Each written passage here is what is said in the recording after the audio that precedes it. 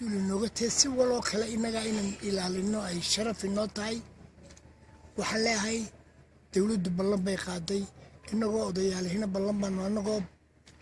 oday dhaqameedadiihina ballan baanu qaadnay ballantaanu annagu qaadnay waxay ahayd inaanu dejinno dadka oonu nabadgelyada intii qaybtayada ah iyo in ka badanba ku dadaalo dawladduna waxbay noo sheegtay waxaasaan qabanayaabay tiri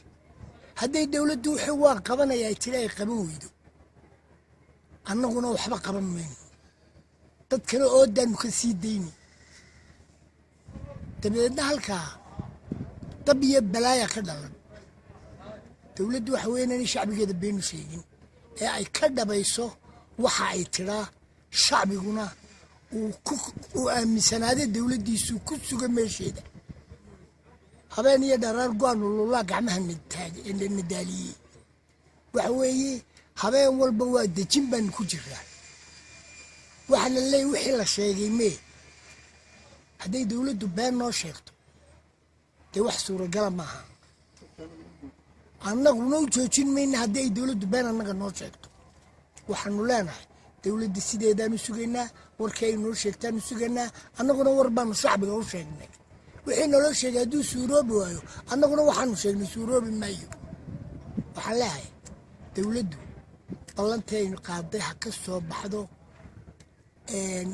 ummaddeedana ay hagasana si wanaagsan ha u hagto waxa ay sheegtaana run ha noqdo waxaan leenahay waxa umusha u dawaa ilmahana u dawaa dawlad dadka dantiisu waa ta dawladda danteeduna waa ta dadka waxaan leenahay haddaanu odayadii beesha nahay waanu daalanahay wixii naloo sheegayna waxba kama hayno cirkiyo dhulkaanu ka keeni baad tidhaahdeen cirkiyo dhulkiina wuu joogaa ninkii ragga laayey waxaanu leenahay dawladdu si dhaqsa ah raggii ninkii ha u soo qabato ama iyadu tiirkaa gasho wasalaamu calaykum waraxmatullahi wabarakaatu